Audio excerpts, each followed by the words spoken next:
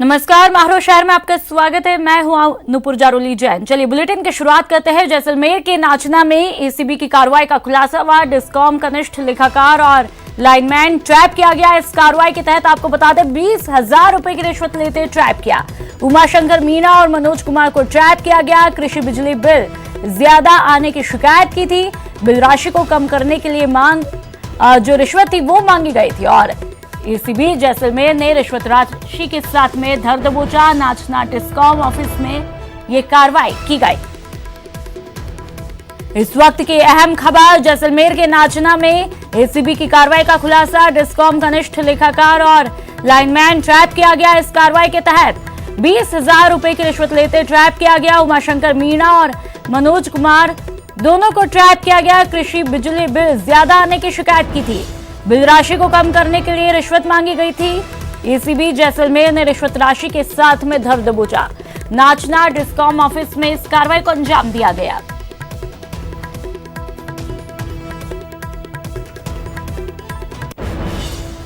और चलिए बात प्रदेश के उन 7 संभागों की जहां हमारी लॉकडाउन में पूरी तरह से नजर है। आप अपनी टीवी स्क्रीन पर जयपुर, जोधपुर, उदयपुर, कोटा, बीकानेर, अजमेर और भरतपुर की तस्वीरें देख रहे हैं। एक एक संभाग का आज का सूरत हाल आपको बताएंगे। हर संभाग का कोरोना ग्राफ भी आपको दिखाएंगे। कहां बढ़ा वायरस का वार और कहां मिली राहत, बस बने रहिए हमारे साथ। और चलिए अब चलते हैं अपने सहयोगियों के पास और जानते हैं कैसा है उनके शहर में कोरोना का ग्राफ।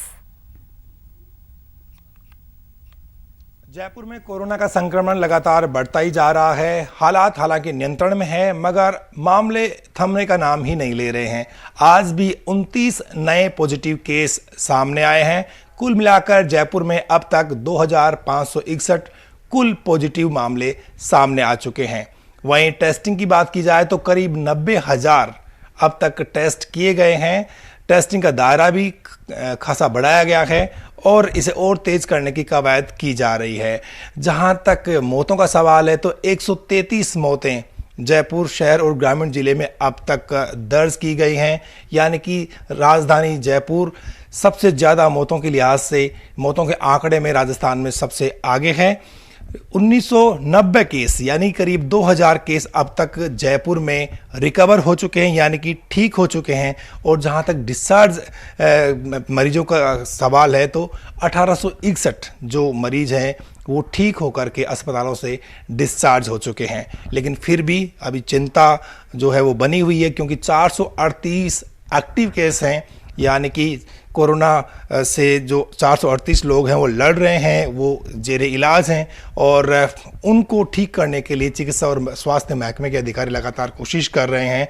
और 103 यानी कि इनमें वो मरीज हैं जो कि दूसरे प्रदेशों से जयपुर में आए हैं। तो राजधानी जयपुर में कोशिश चल रही है सरकार की कि यहाँ पर कोरोना का संक्रमण ज़्यादा ना फैले। लेकिन जो चिंता की सबसे ज़्यादा बात थी परकोटे में, वहाँ पर हालात अब सामान्य होने लगे हैं और संक्रमण का जो खतरा था सबसे ज़्यादा जहाँ चिंता बताई जा रही थी, अब धीरे धीरे वहाँ पर नॉर्मल ज़िंदगी चहकने लगी है। बाजार खुलने लगे हैं और आम जनजीवन सामान्य की तरफ बढ़ रहा है, लेकिन केस लगातार बढ़ रहे हैं। इस बीच आज चिकित्सा एवं स्वास्थ्य मंत्री डॉक्टर रघु शर्मा ने दावा किया कि राजस्थान सबसे ज़्यादा टेस्टिंग करने वाला राज्य है और रिकवरी रेट भी सबसे ज़्यादा है। चिकित्सा विभाग की ओर से जारी की गई रिपोर्ट के अनुसार आज जोधपुर शहर में 16 नए कोरोना वायरस संक्रमित मरीजों की पहचान हुई है, जिसके बाद अब तक शहर में 2197 मरीजों को चिन्हित किया जा चुका है, जिनमें से 1657 मरीजों को पूरी तरह से ठीक कर अस्पताल से छुट्टी दे दी गई है। अब शहर में 508 एक्टिव मरीज अभी भी मौजूद हैं, जो अस्पतालों और होम क्वारंटाइन में इलाज ले रहे हैं। शहर में अब तक 27 कोरोना पॉजिटिव मरीजों की मौत हो चुकी है। अगर शहर की बात करें तो जोधपुर शहर में लगातार गर्मी अपने तेवर तीखे दिखा रही है। आज शहर में तापमान 42 डिग्री दर्ज किया गया, वहीं जोधपुर के फलेपुरी में 43 डिग्री पारा चढ़ चुका है, जिसके चलते कर्फ्यू का माहौल नजर आ रहा है। लोग जरूरी काम होने पर ही घर से बाहर निकल रहे हैं। इसके अलावा राज्यसभा सांसद चुनाव को लेकर सरगर्मियां भी जोधपुर शहर में देखी गई। आज राज्यसभा सांसद प्रत्याशी राजेंद्र गहलोत अपने घर से जयपुर के लिए रवाना हुए। इस मौके पर उनकी पत्नी ने उनको दही खिलाकर सगुन कर घर से रवाना किया। इसके अलावा शहर में आज 2 गुट जमीनी विवाद को लेकर आपस में भिड़ गए। इस भिड़ंत के दौरान फायरिंग की भी सूचना है। हालांकि पुलिस ने अभी तक पुष्टि नहीं की है। पुलिस ने कहा कि वे जांच कर रहे हैं। जमत थाना को आज एक बड़ी सफलता मिली है। उन्होंने नशे के सौदागरों पर लगाम कसने में सफलता पाई है। उन्होंने 2 युवकों को गिरफ्तार किया, जिनसे 4 किलो 10 ग्राम अफीम का दूध बरामद किया। शहर के लोग अब अपनी सामान्य जिंदगी जी रहे हैं। कोरोना को लेकर लोग सतर्क नजर आ रहे हैं। इसके अलावा मास्क लगाए हुए नजर आ रहे हैं। जी देखिए, कोरोना को लेकर अगर बात करें तो अब कोटा में जो कोरोना पॉजिटिव रोगी हैं उनकी तादाद में लगातार कमी होती जा रही है। अस्पतालों से भी लगातार छुट्टी ठीक होने के बाद मरीजों की हो रही है, तो पॉजिटिव रोगी जो नए हैं वो भी कम सामने आ रहे हैं। आज भी 2 और पॉजिटिव रोगी सामने आए हैं, तो कोटा में पॉजिटिव रोगियों की संख्या 547 हो गई है।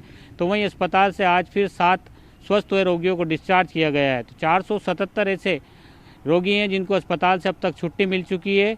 वहीं अगर संभाग के मरीजों की बात करें तो कोटा के अस्पताल से अब तक 544 ऐसे रोगी हैं जिनको अस्पताल से डिस्चार्ज किया जा चुका है।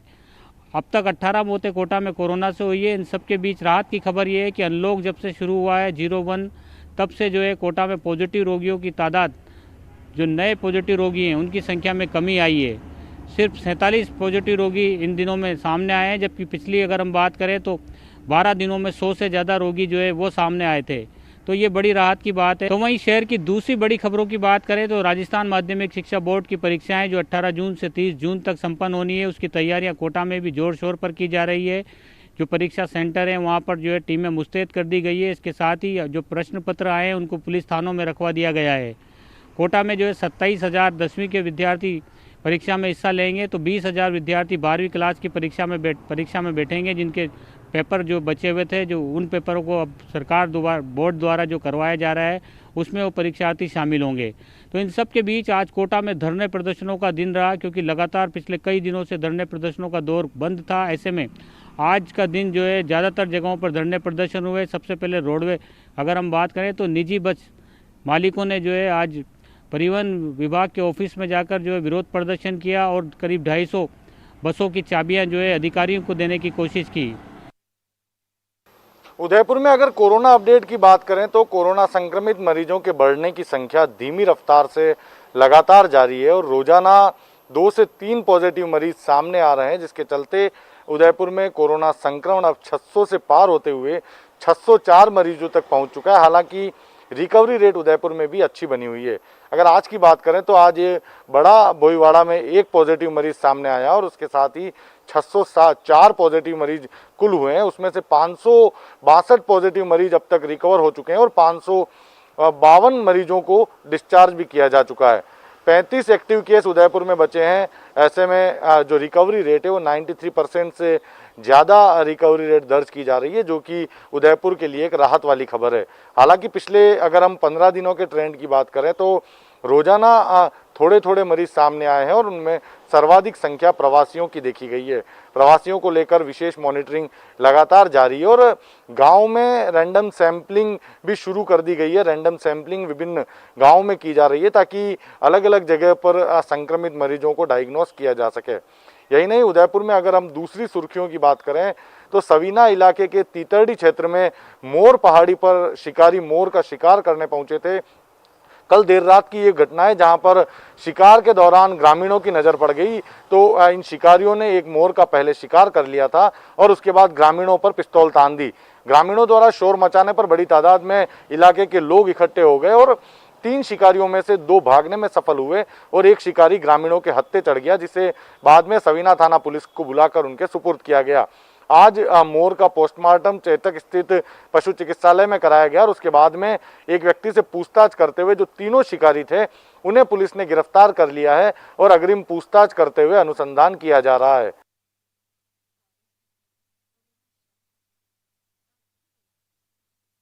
जी देखिए, अजमेर में लगातार कोरोना पॉजिटिव मरीजों के मिलने का सिलसिला जारी है। आज भी 4 नए पॉजिटिव केस जो हैं वो निकलकर सामने आए हैं, जिसमें से 2 अजमेर के डिग्गी बाजार इलाके का है और एक किशनगढ़ और एक अन्य जगह का है। तो इन 4 नए पॉजिटिव केस के सामने आने के बाद कुल संक्रमित मरीजों की संख्या बढ़कर 428 हो गई है।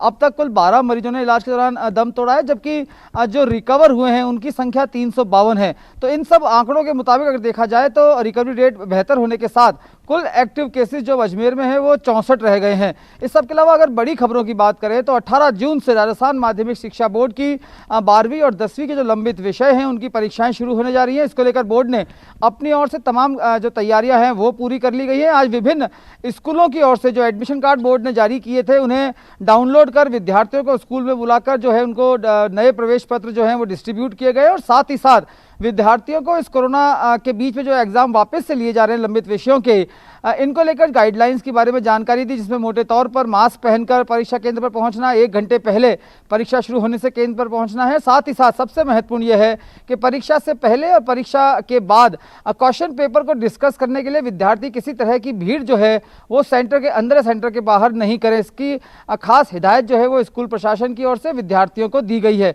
इस सब के अलावा अगर बात करें तो जो अजमेर प्राइवेट ट्रांसपोर्ट एसोसिएशन है, प्राइवेट बसेस की एसोसिएशन है, उन्होंने लगातार अपनी मांग को लेकर जो कोरोना काल में लगातार जो आर्थिक गतिविधियां बंद रही जिसके चलते इनका व्यापार भी बंद रहा है, तो ऐसे में जो प्राइवेट बस एसोसिएशन है वो रोड टैक्स फ्री माफ करने की मांग कर रही है और इस मांग को लेकर पिछले कई दिनों से उनका आंदोलन लगातार जारी है। आज भी एसोसिएशन ने जो है प्रादेशिक परिवहन अधिकारी को ज्ञापन सौंपकर अपनी मांग को दोहराया है और मांग पूरी नहीं होने तक चक्का जाम रखने की बात कही है।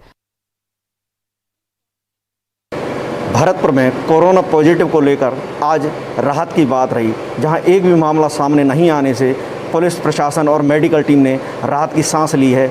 और वहीं अब पुलिस प्रशासन भी सतर्क है कि अब संक्रमण वहां दोबारा नहीं फैलेगा।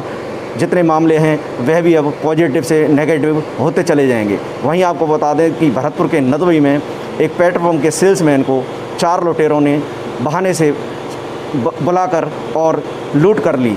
हथियारों के बल पर लूट के मामले में भरतपुर के नदवी में ये दूसरा मामला है 2 दिन के अंदर।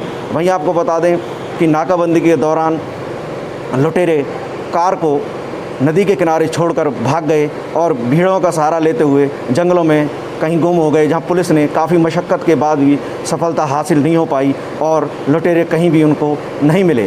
वहीं आपको बता दें कि बारिश का मौसम शुरू होते ही भरतपुर शहर और कस्बों में अब नगर निगम और नगर पालिकाएँ नालों की सफाई के लिए तैयार हो चुकी हैं और नालों की सफाई करवाई जा रही है, जिसके चलते आगे मानसून के दौरान लोगों को परेशानियों का सामना नहीं करना पड़े।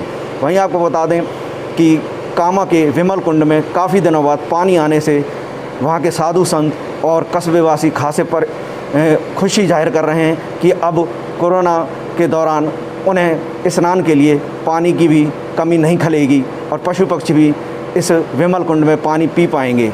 वहीं आपको बता दें कि बयाना और वैर में कुछ लोग संक्रमित मिले जिन्हें क्वारंटाइन किया गया है और अब वहां से कई स्थानों से कर्फ्यू भी हटा लिया है, जिसे लेकर लोग अब खुशी जाहिर कर रहे हैं।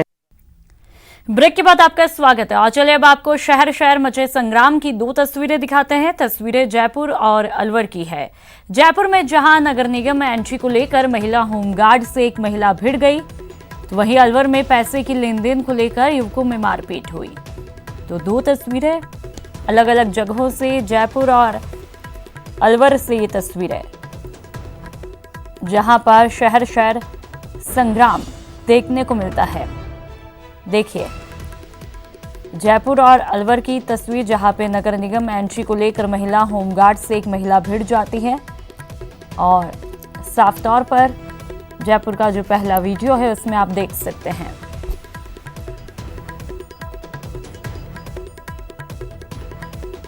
अलवर शहर के स्कीम नंबर 2 में पैसे के लेन देन को लेकर एक युवक की जमकर पिटाई की गई, जिसमें युवक के सिर में चोटें आई। पूरी वारदात सीसीटीवी कैमरे में कैद हुई है।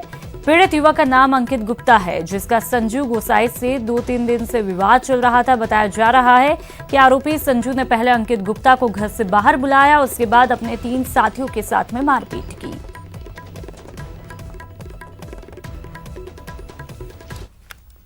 व्यक्ति के साथ मारपीट की है, जिन लोगों के द्वारा इसका वीडियो भी आया वायरल हुआ है, उसके आधार पर उनको चिन्हित करके और उनके नाम के आधार पर उनके विरुद्ध आवश्यक कार्रवाई वगैरह भी धमकी गई है, उनके विरुद्ध कार्रवाई की जाएगी, निदादी कार्रवाई भी की जाएगी और जो प्रकरण के अनुसार धाराओं के अनुसार जो कार्रवाई होगी वो भी की जाएगी।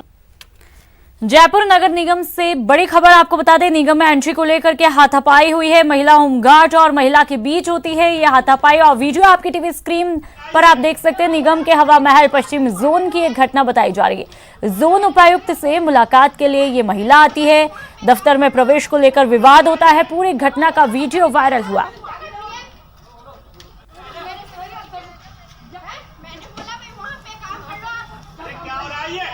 और ये वीडियो वायरल हो रहा है। देखिए कि किस तरह से महिलाएं ही आपस में भिड़ती हुई दिखाई देती है। होमगार्ड और महिला के बीच ये हाथापाई हुई। जयपुर नगर निगम की ये तस्वीरें, वीडियो, निगम एंट्री को लेकर हाथापाई होती है और इसका वीडियो आप देख सकते हैं कि किस तरह से एक तरफ जहां कोरोना काल चल रहा है तो दूसरी तरफ यहां पर सोशल डिस्टेंसिंग की धज्जियां भी उड़ती हुई दिखाई देती है। कोटा संभाग के सबसे बड़े मातृ शिशु जेके लोन अस्पताल एक बार फिर सवालों के घेरे में। आज अस्पताल के गेट पर महिला संविदा कर्मियों ने नारेबाजी की और प्रदर्शन किया और अस्पताल प्रशासन के समक्ष आक्रोश जताया। महिलाओं का आरोप है कि पिछले करीब 1 दशक से अस्पताल में कम सैलरी में काम करने के बावजूद उनको हटाया जा रहा है और ज्यादा सैलरी देकर नए लोगों को लगाया जा रहा है, जिसके कारण महिला संविदा कर्मियों में आक्रोश व्याप्त है।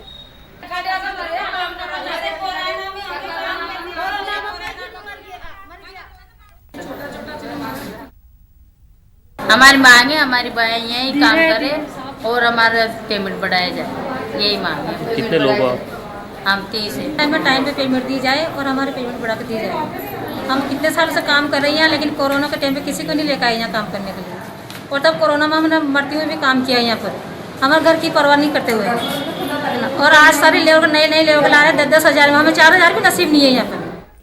जयपुर में केंद्र सरकार की वन नेशन वन मार्केट की नीति का विरोध तेज होता हुआ दिखाई दे रहा है। नई नीति के तहत किसान देश में कहीं भी अपनी उपज बेच सकता है, जिसका किसान संगठन विरोध कर रहा है। किसान महापंचायत के राष्ट्रीय अध्यक्ष रामपाल जाट का कहना है कि इस नीति से पहले भी किसान पूरे देश में बिना रोक टोक के अपनी उपज बेच सकता है, लेकिन नई नीति से किसानों और उपभोक्ताओं को नुकसान होगा और इसका सीधा फायदा व्यापारियों को होगा।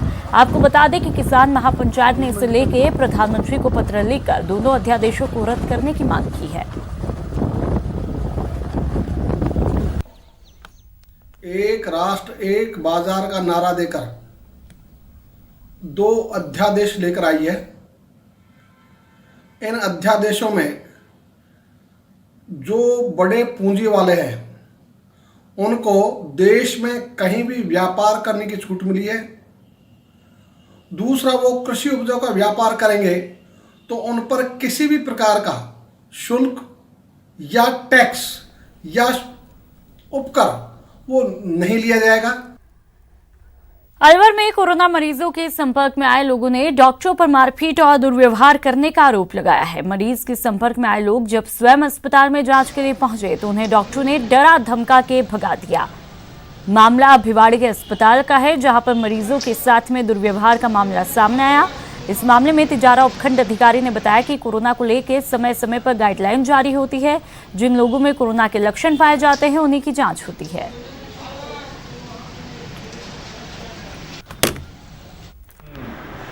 जो कोविड पॉजिटिव आ रहा है उसकी क्लोज कॉन्टैक्ट्स की भी सैंपलिंग नहीं हो रही। इसके लिए गवर्नमेंट की गाइडलाइंस टाइम पे चेंज होती रहती है। अब ये जो गाइडलाइंस है वो ये है कि जो कोविड पॉजिटिव आता है उसके क्लोज कॉन्टैक्ट में जितने भी लोग हैं, अगर वो सिम्टोमेटिक है तो ही उसका टेस्टिंग होगा। इस तरह की गाइडलाइंस है तो उसको पूरी तरह से फॉलो किया जा रहा है। और चलिए अब एक खबर रिश्तों के मकड़जाल के आपको बता देते हैं। खबर आई है जोधपुर से। मामला इसलिए हैरत अंगेज है यहाँ पर क्योंकि यहाँ एक महिला पर 2 युवक अपनी पत्नी होने का दावा कर रहे हैं।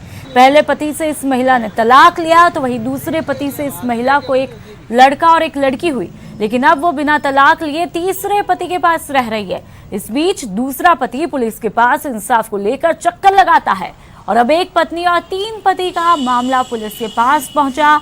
जानकारी के मुताबिक मामला जोधपुर के हाउसिंग बोर्ड थाना का है, जहां के रहने वाले अभिषेक वैष्णव ने 2013 में डिम्पल शर्मा नाम की महिला के साथ में प्रेम विवाह किया था, लेकिन बाद में अभिषेक को पता चलता है कि इसकी पत्नी डिम्पल तो पहले से ही शादीशुदा है। इस पर दोनों में तकरार होती है। इस बीच डिम्पल ने अभिषेक पर 376 में मामला दर्ज करवाया और उसे जेल भेजा। अभिषेक ने कोर्ट में शादी के सबूत भी पेश किए तो पत्नी डिम्पल ने राजीनामा कर लिया और हाल में तीसरी शादी की। अब दूसरा पति अभिषेक पत्नी पर कार्रवाई की मांग को लेकर चक्कर लगा रहा है।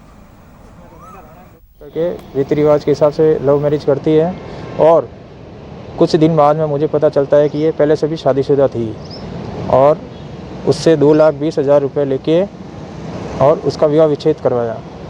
उसके कुछ दिन दौरान वो मेरे ऊपर 376 बलात्कार का मुकदमा दर्ज करवाती है कि डिम्पल की किसी और व्यक्ति से जिला सिरोही में पैसे लेकर शादी कर ली गई है। प्रार्थी का अपने इस तरह से ये कहना है कि पूर्व में भी डिम्पल ने किसी एक और व्यक्ति से भी शादी की थी। भरतपुर के रीको औद्योगिक क्षेत्र में लोगों की बड़ी लापरवाही सामने देखने को मिल रही है। आगरा बांदीकुई रेलवे लाइन पर लगे बंद फाटक को नजरअंदाज कर लोग आवागमन कर रहे। नियम कानून की धज्जियां उड़ाते हुए लोग अपनी जान जोखिम में डाल रहे। रेल की पटरियां पार कर रहे। हालात ये हैं कि लोग ट्रेन के जाने का इंतजार भी नहीं करते। अपनी बाइक साइकिल को थोड़ा फाटक ऊंचा कर रोजाना निकलते हैं। फाटक नंबर 38 पर कई बार हादसे हो चुके हैं, लेकिन इसके बावजूद लोग नहीं मान रहे। और इस बुलेटिन में फिलहाल इतना ही। नमस्कार।